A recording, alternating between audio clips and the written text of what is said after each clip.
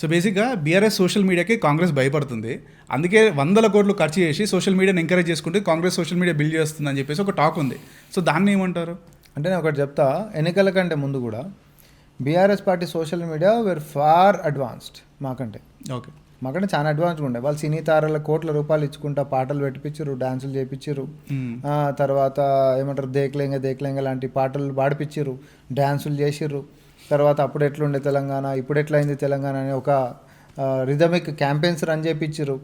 ఇప్పుడు cable bridge లాంటి దానివి ఇట్లాంటి కెమెరాలు పెట్టేసేసి అసలు ఒక డిగ్రీ యాంగిల్ కూడా వదిలిపెట్టకుండా చూపించి కళ్ళు తిరిగేటట్టు ఎన్ని రకాలుగా చేయాలో అన్ని రకాలుగా చేశారు.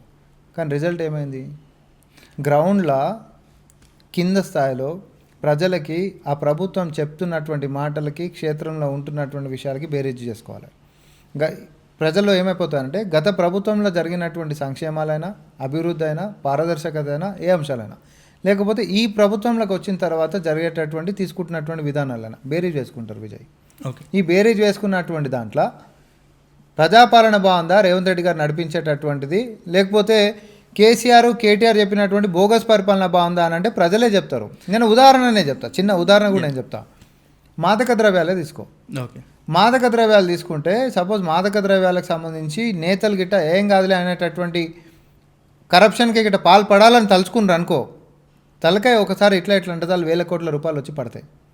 కానీ ఎట్ కాస్ట్ ఆఫ్ వాట్? పిల్లల ప్రాణాలు పోతాయి, మన భవిష్యత్తు పోతుంది, నెక్స్ట్ జనరేషన్ అనేటటువంటిది రూయిన్ అవుతుంది. ఏదైతే బీఆర్ఎస్ పార్టీ చేసిందో, ముడుపులకు ఆశపడ్డారా, లేకపోతే ఇంకోటి ఉండను పాన్ డబ్బాలలో కూడా గంజాయి దొరికింది అనేటటువంటిది నీకు తెలుసు, నాకు తెలుసు, అందరికి తెలుసు.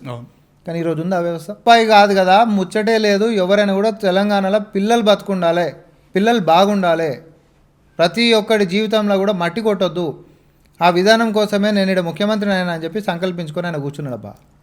మరి అట్లాంటి దానికి ప్రోత్సాహం చేద్దామా, లేకపోతే బీఆర్ఎస్ వాడు చెప్పిండు కాబట్టి ఇదే నిజం, ఈ పరిపాలన బాగాలేదని చెప్పందామా? ఉదాహరణ అయిపోయినా నేను అంతే.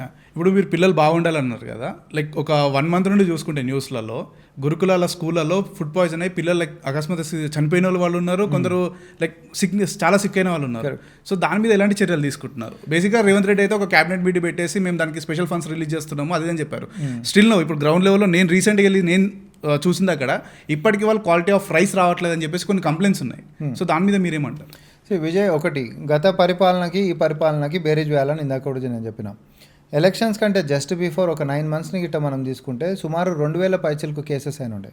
ఈరోజు 14 మంత్స్ గిట్ట మనం గిట్ట తీసుకుంటే వాళ్ళ లెక్కల ప్రకారం కూడా 380 370 కేసెస్ అయినాయి అనేటట్టు వాళ్ళు చెప్పారు. సో డ్రాస్టిక్గా కిందకు పడినటువంటిది. ఎందుకోసం పడ్డది? పెరిగితే నువ్వు దీని కంప్లైంట్ లెక్క, తగ్గుతుంది అని అంటే ఏడాదిని అంత తగ్గించగలిగినామంటే రానున్నటువంటి కాలంలో మొత్తమే ఉండొద్దు అనే దాని మీద సీఎం గారు హైయెస్ట్ రివ్యూలు తీసుకొని టాస్క్ ఫోర్స్ కమిటీ అంటుంది, టాస్క్ ఫోర్స్ కమిటీ ఏర్పాటు చేసిండు. అంతేకాదు అక్కడ కిచెన్కి సంబంధించి ఒక ఇన్ఛార్జ్ని పెట్టిండు. దేనికోసం పెట్టిండు? అసలు మనం పెడుతున్నటువంటి అన్నంలా ఈరోజు కలుషితం అనేటటువంటి ఆస్పెక్ట్ ఏడికెంచి ఉంటుంది? ఎవరైతే ఇన్ఛార్జ్ ఉంటాడో ఆ ఇన్ఛార్జ్ పిల్లలతో పాటే తినాలి అనేటటువంటి నియమం కూడా పెట్టిండు. సో ఇది చిత్తశుద్ధితోటి నేనేమంటున్నా, గత 10 సంవత్సరాలల్లో ఇదే కలుషిత ఆహారం తింటున్నటువంటి గురుకులాల పిల్లల మీద ఒక రివ్యూ పెట్టినటువంటి చరిత్ర ఒకటి చూపెట్టు నాకు ఉందా ఎప్పుడన్నా? లేదు. కానీ మనం వచ్చిన తర్వాత తగ్గుదలతో పాటు తగ్గుతున్నటువంటి దాంతోపాటు ముఖ్యమంత్రి గారి చిత్తశుద్ధి కూడా మనకు అక్కడ కనిపిస్తుంది అని అంటున్నాను. ఎందుకంటే మండల్ లెవెల్లో కూడా ఆఫీసర్లు దానికి ఇన్ఛార్జ్లు ఉన్నారు.